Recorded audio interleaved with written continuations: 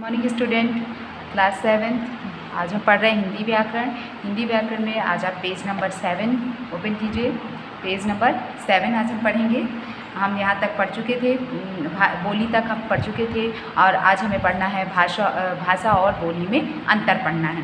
तो भाषा का क्षेत्र विस्तृत एवं व्यापक होता है, दोनों में अंतर हम आज पढ़ रहे हैं। तो भाषा का क्षेत्र क्या होता है? विस्तृत होता है एवं व्यापक होता है, मतलब ज़्यादा जगह भाषा का प्रयोग किया जाता है, जबकि बोली एक सीमित क्षेत्र तक ही बोली जाती है।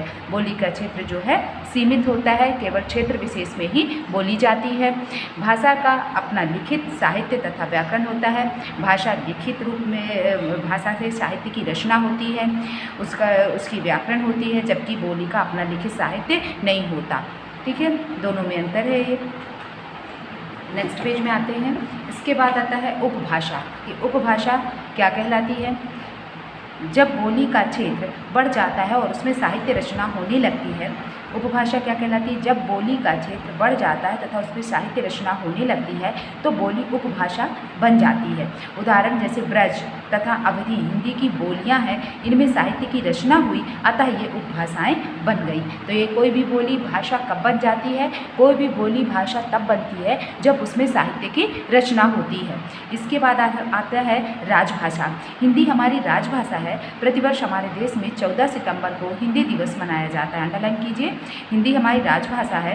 प्रतिवर्ष हमारे देश में 14 सितंबर को हिंदी दिवस मनाया जाता है। कब मनाया जाता है? 14 सितंबर को हिंदी दिवस मनाया जाता है। भारत में 18 करोड़ से भी अधिक लोग हिंदी भाषा का प्रयोग करते हैं। कब करते हैं? 18 करोड़ से भी अधिक लोग हिंदी भाषा का प्रयोग करते हैं। तो राजभाषा क्या कहलाई? राजभाषा कहलाई, जैसे हमारी राजभाषा क्या है? हिंदी है। तो हिंदी हमारी राजभाषा है कि जिस भाषा का प्रयोग राजकाज में जिस भाषा का प्रयोग किया जाता है वही भाषा जो है राजभाषा कहलाती है। तो प्रतिवर्ष हमारे देश में कितने 14 सितंबर को हिंदी दिवस मनाया जाता है और भारत में 18 करोड़ से भी अधिक लोग हिंदी भाषा का प्रयोग करते हैं। मानक भाषा। मानक भाषा क्या कहलाती है? मानक भाषा वह भाषा कहलाती है जिसका प्रयोग जो है साहित्य रचना में किया जाता है, सरकारी कामकाजों में किया जाता है, उस भाषा को मानक भाषा कहते हैं। मानक भाषा शुद्ध, साहित्यिक और परिष्कृत होती है। विद्वानों व शिक्षाविदों द्वारा भाषा का मान्य तथा स्वीकृत रूप ही मानक भाषा कहलाता है। हिंदी भाषा का क्षेत्र बहुत व्यापक है,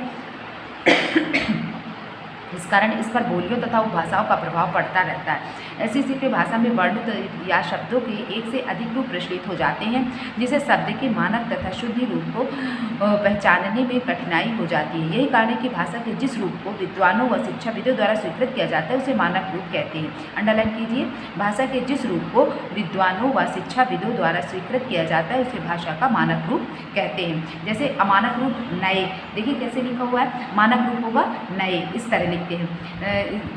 धत धत, चाहिए चाहिए, पत्ता पत्ता। अमानक रूप अंत अंत, संबंध संबंध, दंड दंड, पाएंगे पाएंगे, इस तरह लिखा जाता है जैसे कि आपकी बुक में दिया हुआ है। ये लिखने का तरीका होता है। इसी तरह हिंदी के मानक वर्ण और वर्तनी क्या कहलाते हैं? केंद्रीय हिंदी निदेशालय के अनुसार मानक हिंदी वर्तनी संबंधी मुख्य बिंदु इस प्रकार हैं कि किस किस तरह जो है इनको मानक लिखें कि शुद्ध मानक भाषा वो कहलाए, इसलिए इसको बताया गया है आपको। तो देखिए कैसे बताया गया है। संयुक्त वर्ण पाई हटाकर भूमि को आधा कर तथा हलंत लगाकर बनाए जाते हैं, जैसे पत्ता, चिन्ह, पक्का आदि। संयुक्त क्रियाएँ पृथक लिखी जाएंगी, जैसे पढ़ा करता है। अव्यय पृथक लिखे जाएंगे, जैसे आपके साथ यहाँ तक। श्री जी आदि भी अलग लिखे जाएंगे, जैसे श्री शर्मा शर्मा जी। विभक्त चिन्ह संज्ञा शब्दों में पृथक तथा सर्वनाम शब्दों में मिलाकर लिखे जाएंगे, जैसे संज्ञा रोहन को, सर्वनाम उसको।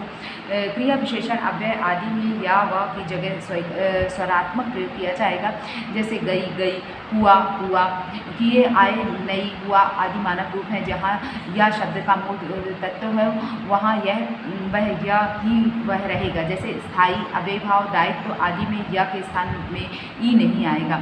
संयुक्त व्यंजन के रूप में पंचमा अक्षर के स्थान पर अनुस्वार आएगा। अनुस्वार व अनुनासिक दोनों चिन्ह प्रयोग में आएंगे। सिरो रेखा के ऊपर मात्रा व चिन्ह बिंदु दोनों के लिए स्थान का अभाव हो जाता है, अतएव अनुस्वार लगाया जा सकता है, जैसे मैं अन्यत्र चंद्र बिंदु का प्रयोग किया जाना चाहिए। शब्द के अंत का हलंत हिंदी में लुप्त हो चुका है, जैसे पृथक, महान आदि।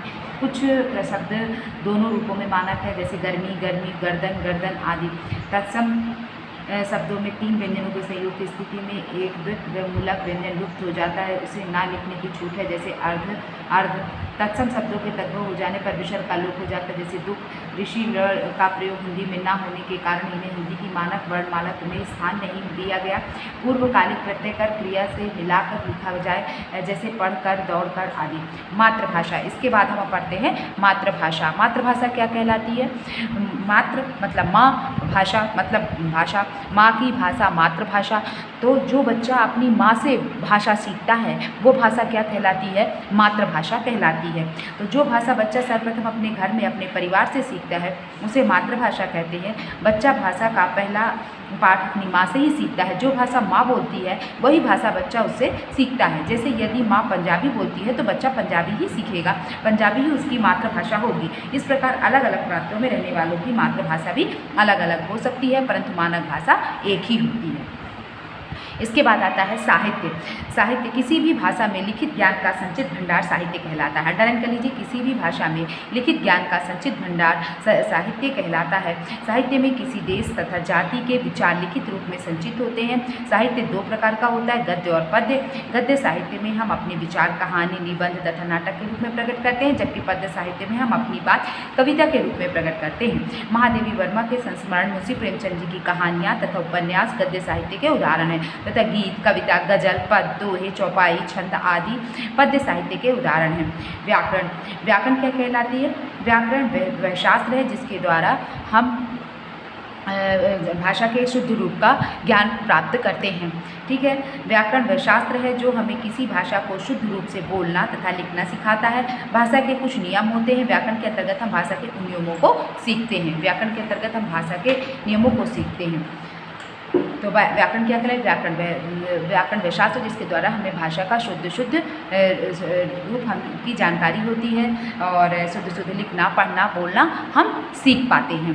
तो व्याकरण के 3 अंग हैं, वर्ण विचार, शब्द विचार और वाक्य विचार। तो वर्ण विचार में के अंतर्गत हम क्या सीखते हैं? इसके अंतर्गत हम वर्णमाला, वर्णों का उच्चारण, वर्णों को लिखने की विधि, उन्हें संयुक्त करने के नियम आदि चीज़ें हम सीखते हैं वर्ण विचार के अंतर्गत। और शब्द विचार के अंतर्गत हम सीखते हैं शब्दों की उत्पत्ति, शब्दों की रचना, शब्द निर्माण तथा शब्द भेद आदि की जानकारी हासिल करते हैं। इसके बाद आता है वाक्य विचार। इसके अंतर्गत वाक्य रचना, इसके भेद, वाक्य के प्रकार, वाक्य विग्रह तथा विराम चिन्ह आदि के बारे में विचार करते हैं। इसके बाद देखिए आज हमने क्या क्या सीखा।